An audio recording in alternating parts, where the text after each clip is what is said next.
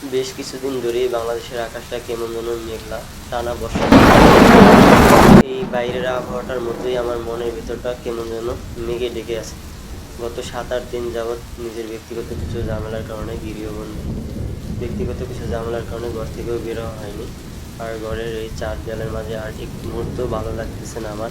তাই ঘুম থেকে উঠে যখনই দেখি বাইরে প্রচণ্ড পরিমাণ বৃষ্টি হচ্ছে এবং মেঘ ডাকছে, তখন একটু স্বস্তির খোঁজে ব্যালকনিতে আসলাম।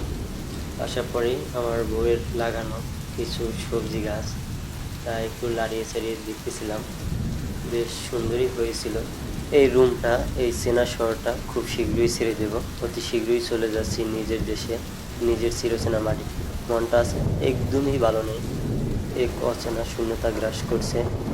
তবে সব ছেড়ে খুব তাড়াতাড়ি নিজের বাড়িতে আপন মানুষের কাছে ফিরে আসব, এতটুকুই এখন একমাত্র শান্তি।